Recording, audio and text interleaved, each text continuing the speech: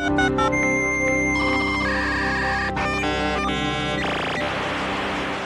is revolutionizing the way we think.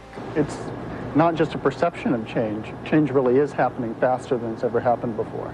It is transforming the way we communicate.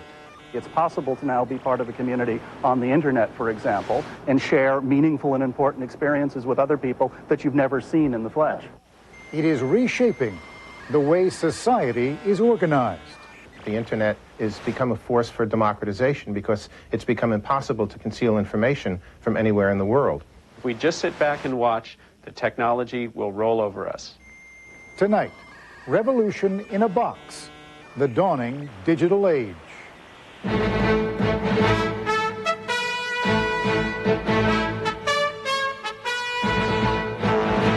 This is ABC News Nightline. Substituting for Ted Koppel, Forrest Sawyer. It is no exaggeration to call this a digital revolution. The zeros and ones of computer language are literally transforming every part of our lives. Back in the dark ages of computers, the 1960s, Marshall McLuhan said, "We shape our tools, and thereafter our tools shape us." It's been true from the time writing was first conceived, and ideas could then be preserved and built upon over generations, to the invention of the printing press, which allowed those ideas to spread, to modern communications technology, which has literally created the global village McLuhan predicted decades ago.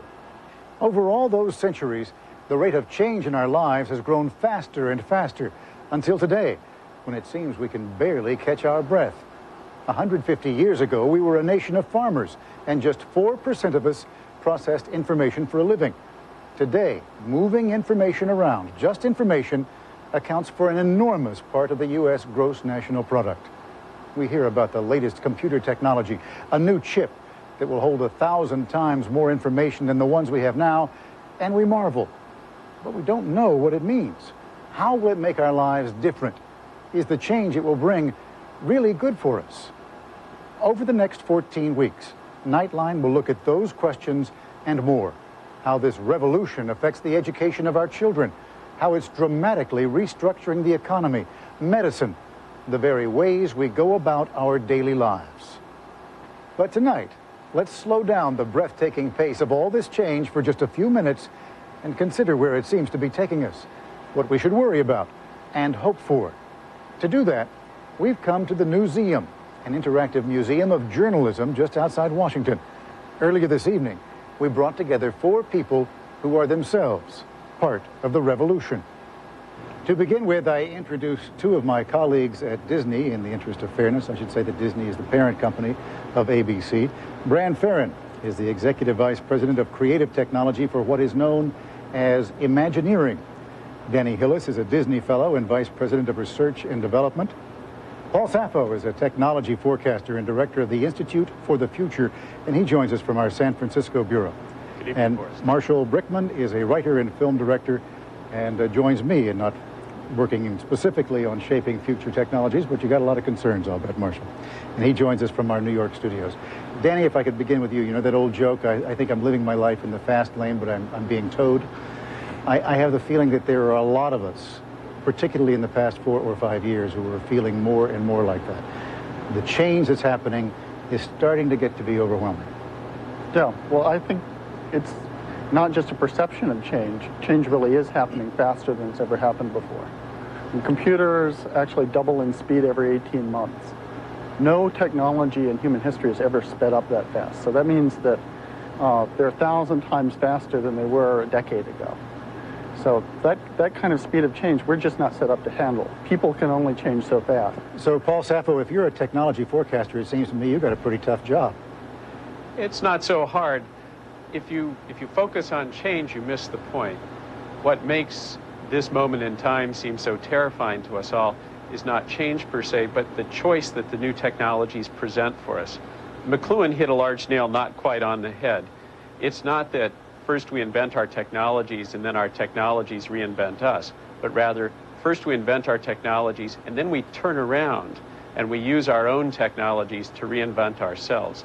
It's the choice that presents that gives us this sense of giddy exhilaration.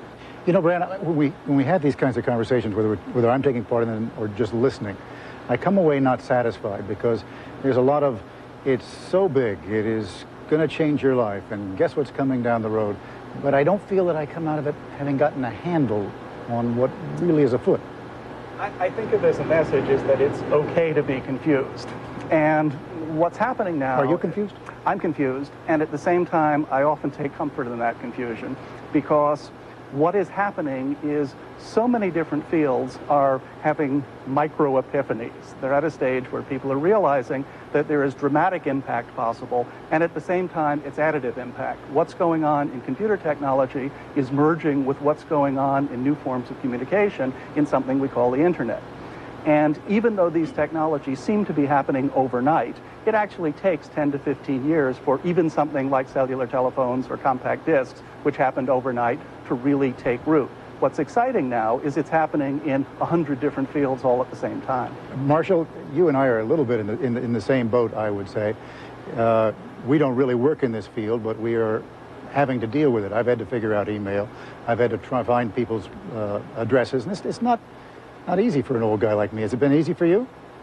No, I was at first panicked and frightened of the computer that I bought in 1983 until I realized that it just allowed me to get out of the office a little earlier. To me, all of this represents an amazing, overwhelming typewriter, essentially. And the only thing that I'm concerned about is how to keep the personal vision in all of this cyberspace, because that's what I do. What I try to do is create something that will speak to me directly to a lot of people.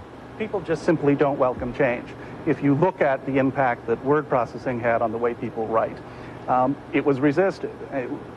Electric typewriters were resisted. Before that, manual typewriters. Before that, yellow pads and pencils. And before that, duck quills. Every time a new technology is introduced, the jury is out as to whether it will be helpful, whether it will have permanence, whether it will be something that actually brings value to people's lives. But isn't it true that each generation has an investment in the particular technology that it has used to express itself, and it's just a process of evolution rather than revolution? Well, and it's a matter of comfort. You are comfortable with what you have learned and what you've been taught, and generally speaking, to break out of that comfort is what's necessary to accept something new. Marshall, in this segment, I'll give you the last word. Do you feel that you're part of a global community? I feel I'm part of a global mall at the moment. And I'm not sure that the information that we're sharing yet is as exciting as the information that I can share in a room with people. I'm sure that that will eventually develop as the technology allows us to have duplex communication and all that. But right now, I think we don't know what we don't know, and that the minute I hear people talking about the future, I think, well, it's not the future anymore, it's the present. All right, Marshall, that's a terrific place for us to pause for just a moment. When we come back, we will look at the social impact of all this change, how our lives are being affected by the new technologies rising around us in just a moment. This is ABC News Nightline, brought to you by Lexus.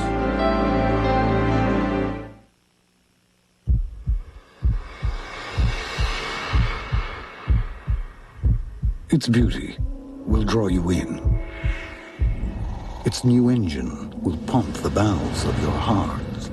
And the line that separates man from machine will disappear completely. Introducing a new kind of LS400. You've never felt so connected to a car.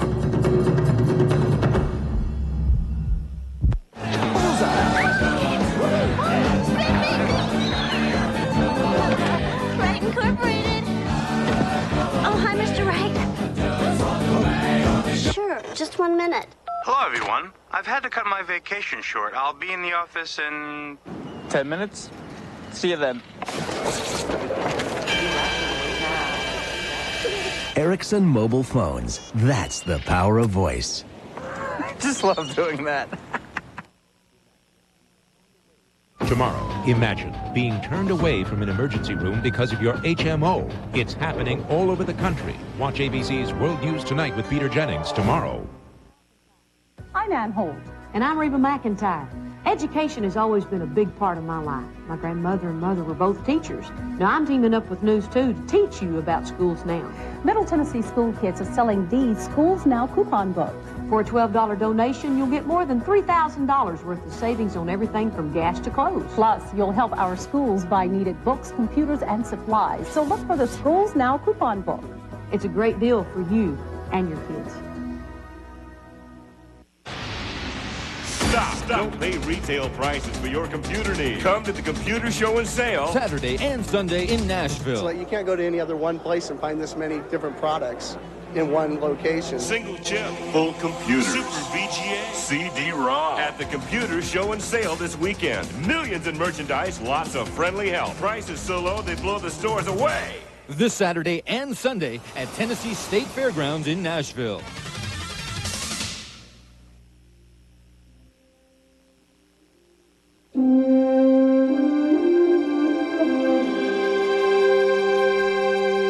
We are talking about the future of technology and our lives, for that matter, with my Disney colleagues, Danny Hillis and Bran Farron, with technology forecaster Paul Sappho and writer-director Marshall Brickman.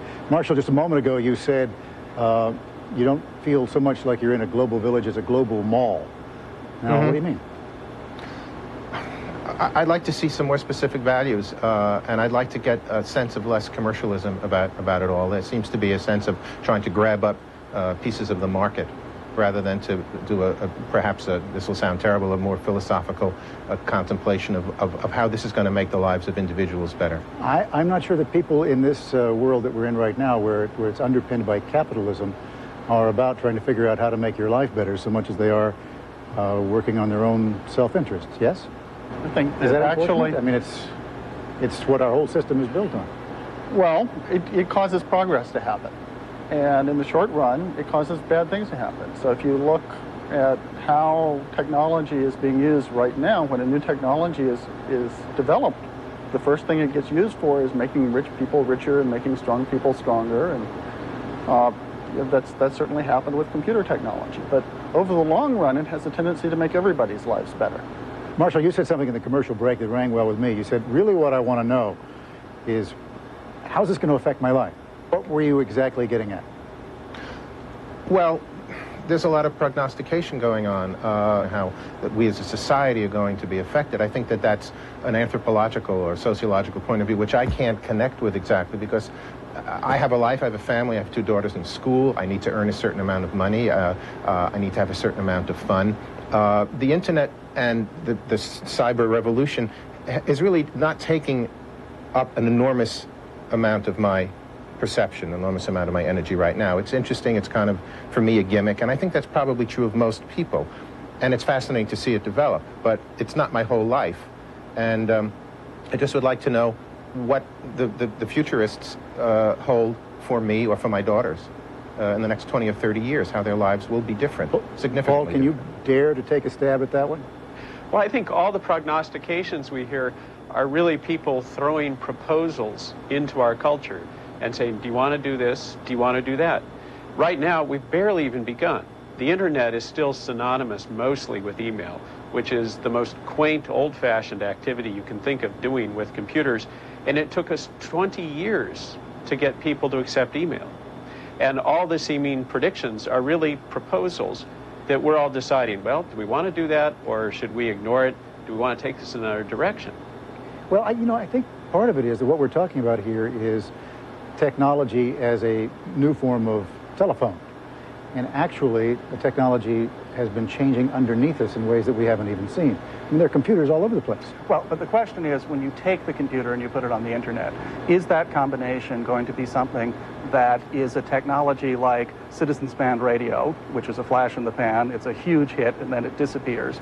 Or is it going to be a technology more like fire, something that has remained fairly stable over the years, works pretty much as well now as it did 1,000 years ago? No, but I mean to say that we use this processing technology in medicine. We use it in education. We use it in building cars. We use it in creating this building. It's all over the place. And those things we don't actually see. Forrest, we've hardly begun to use this stuff at all. We're going to look back on this conversation 10 years from now and laugh at the thought that people in the closing years of the 1990s thought computers were important in their lives. because compared to what lies ahead, computers aren't all that important right now. How do you begin to sort through that and make any kind of sense out of what is coming ahead when you hear a statement like that? You haven't even begun to see what's coming. Fortunately, people are the part that stays constant. I mean, I saw today, I visited the Smithsonian, and I saw Thomas Jefferson's laptop desk. And it's the desk on which he wrote the Declaration of Independence. And it's about this big, it's about the size of my laptop computer. It flips out just like my laptop computer. Has a little drawer in it for storing files. And I looked at that and I said, okay, Jefferson basically used that like I use my laptop. He did his equivalent of email on it. It was a lot slower, but he did that. He traveled. It took him a lot longer to travel. But fundamentally, the sets of things he did, managing his calendar, writing letters, those haven't changed. So the difference is that's a technology that works 200 years in the future. Your laptop won't. Marshall, you wanted to make a point. Yes, the distinction is not the way he used his laptop desk as opposed to the way you use your laptop computer, but how he used his brain as opposed to the way that we're using our brains. And I think that the task of the people involved in the computer revolution, or whatever you want to call it, is how to keep human values and human aspirations involved in that revolution, and not to lose the most complex thing that probably exists in the universe, which is the human personality. Marshall, let's use your earlier question about how this actually affects our lives as our watchword. When we come back, we will talk about that in just a moment.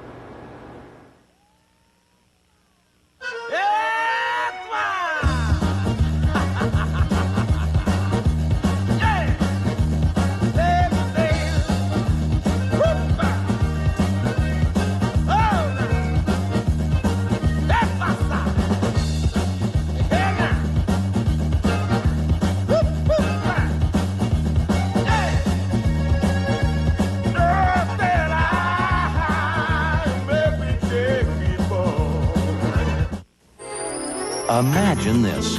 Your family goes to Sears and buys you the tool chest you've always wanted.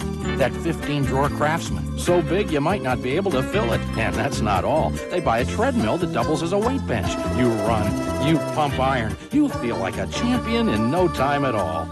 And if you can't imagine that, imagine this. You'll find all this and more at Sears. So get to Sears now before the sale ends.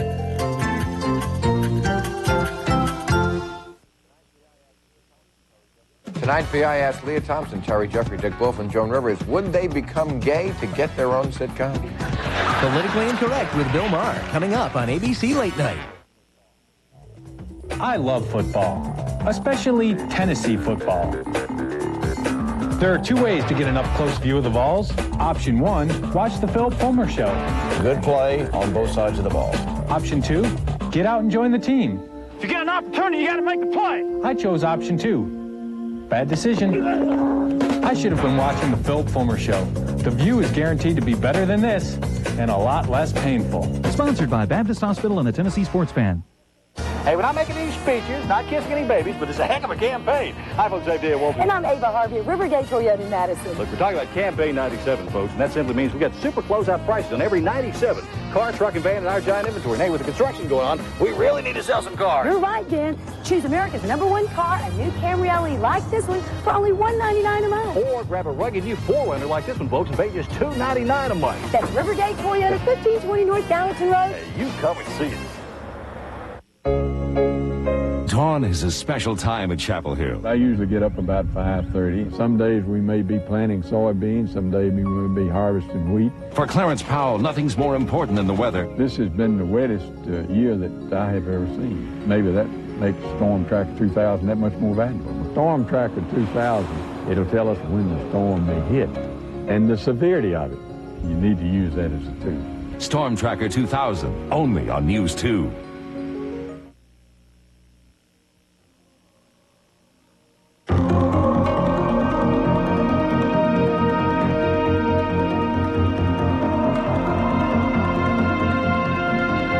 We are talking about the effects of technology on our lives, how quickly it is changing. And Grand Marshall's question was, I want to know what this means to my everyday life. And I want to add something to that. how do we start feeling like we have more control over what it does to our lives? I think the first process, the first step in gaining control is understanding. And I think that... Well, now that's so easy to say, but I haven't got a clue how to figure out. Get involved, meaning the internet, as something which we've talked about this evening, which is happening all around us, is something which becomes much less mysterious when you actually are on it and try it and look at it and explore it. And much less scary. I mean, most of the people who are frightened by the internet are people who've only had cursory interactions with it. And they think it's hard to use, or they think it's something that will be foreign to them. And the fact is, it's not. And in fact, many people are disappointed once they're involved that it's in fact so down to earth that it's perhaps not as interesting as they thought. Now, do you believe, and forgive the use of this word, that it is actually an empowering technology, that it gives people greater power over their lives? Can I answer that? Sure, Marshall. Well, I have a personal anecdote. About 3 years ago, I had dinner at Brand's house, and he predicted that I would be, and I resisted the internet the same way I resisted a computer in 1983. And he said, in 2 years, you will be working on the internet and using it. I recently wrote a movie that took place in the 10th century in Norway. How did I do my research? I went on to Yahoo, I typed Old Norse, and I got about 150 pages of information which I used, and I was astonished. And it's a confession that I've never made that to Bran until this minute. I'm shocked. Yes. So, Bran, I owe you one. So what that means, Marshall, is you suddenly felt that you had dipped into a wellspring of information you didn't know was there. It's astonishing, the amount of information that you can get if you know what you're looking for. Paul, earlier you said all predictions are really proposals for what we would like or suggest that the future might be. What do you hope for, or what do you fear in the way things are shaping up right now? Well, my biggest fear is that we all just become passive observers to this change, that this can be a democratic process if everyone gets involved. But it's not just getting on the internet. We have to go beyond that. Being on the internet doesn't mean you understand what's happening to us technologically. For example, the most important computers in our lives are the ones we never see, we don't even guess exist. If you have a pacemaker, that computer is pretty important to you. That's true. But smash your laptop, you can get out a yellow pad and go back to work. Somebody smashes the computer down at the telephone station in your neighborhood, you effectively come to a dead stop, and God forbid if they destroy the computer at the power company. So you fear that this might not be a democratic process? That's what you're saying? Yes. If we allow unexamined assumptions to cascade upon each other, if people don't ask questions, don't take Marshall's position, and he said it very well, what does this mean for me? We have to keep asking that question over and over again and seeking answers from anywhere we can. If we just sit back and watch, the technology will roll over us. Danny, what do you worry about? To be honest, the thing I fear most is war. And in a funny way, I think is that ancillary to new technology? No, I think it actually has to do with it. I think fundamentally, all this new technology connects the world together. And over the long run, I think that's going to eliminate war. But in the short run, I think it's very threatening to cultures that feel like they're sort of being washed under by this global tide. So I think you're going to have a lot of reactions against the globalization of the world. A lot of people who feel like the things that they care about are somehow going to get lost in the noise. And you're going to see people fighting back at that. You have the same worry? I think my worry is similar but one step over, and it really has to do with education, the appalling state of education in this country and in the world in general, and that if we don't do something dramatic and important in that area very quickly, that the lack of education of a larger and larger number of people in the world is going to be something that is going to have startlingly dire consequences to our future. Computers offer the only possibility of us doing something important instead. Absolutely, and that's why I think it's so exciting that we have a new technology like the internet, which ultimately, I'm convinced, will be one of the most important technologies in the history of mankind, and it will be remembered somewhere shortly after language in its relative importance. And it's shortly after language? After language. That it certainly is more important than the printing press was. And it's certainly going to be the sort of thing that when we look back from 100 or 200 years in the future will have been one of those landmark moments in the evolution of technologies that has in fact affected society and culture. Paul, I asked you earlier your fear. Your best hopes. Is this a transforming revolution? It can be. My fondest hope is that we use this technology wisely and well. It can be ennobling, it can create options. Well, you'll forgive me, that sounds just a little platitudinous. You're saying if we all hold hands and do well together, then we will go off into the sunset. No, I'm not. I'm saying if everybody jumps in and gets involved, and we have ample examples of it. We've seen it in the developing world as well as the developed world, where this technology really has been used to affect social change for the better. At the same time, it has terrifying impacts. The issue of haves and have-nots is very real and made worse by the fact that for the first time in history, the have-nots get to look up close at exactly what it is the haves do have. And as Danny implied, that is the stuff of true revolution. I'll give you the last word, Danny. Are you an optimist? I'm an optimist, and I guess I think that there's going to be something different about how people think, because I do think this is a period of transition. And I think at some point we'll get through it. I don't know if it's 10 years from now or 20 years from now or 30 years from now. But there's going to become a point, I think, when we rediscover the future. And when we actually say, okay, we're past that change that happened, and now we have a whole millennium out in front of us. We have a big blank sheet of paper, and we'll start thinking in terms of the long term again. We'll start really taking responsibility for the future again. Danny Hillis, Bran Farron, Paul Sappho, and Marshall Brickman, thank you all for a very good conversation. And I will be back in just a moment.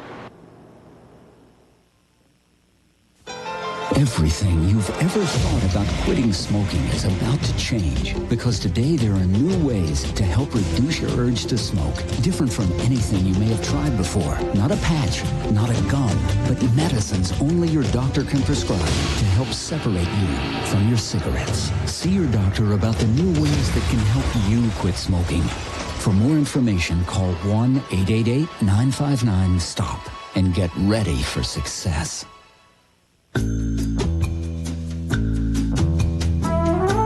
Welcome to Park Avenue.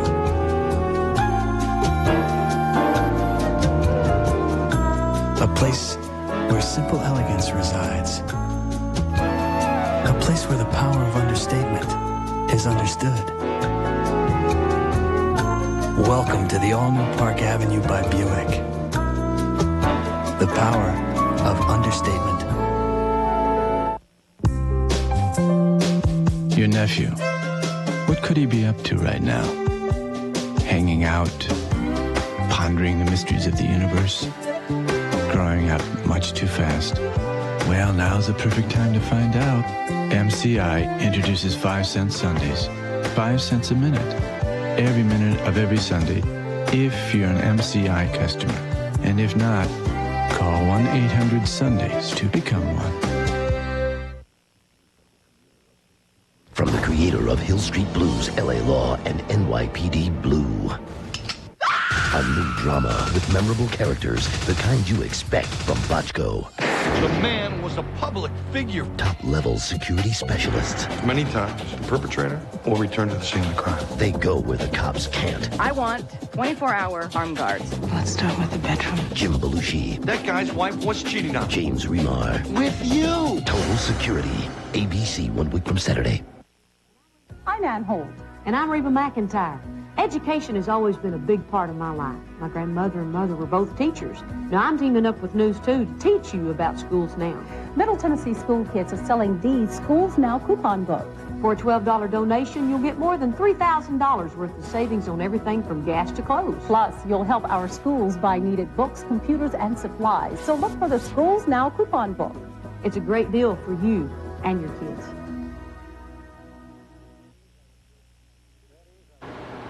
That is our report for tonight. Be sure to watch Good Morning America for the latest overnight developments. I'm Forrest Sawyer here at the Newseum. For all of us here at ABC News, good night.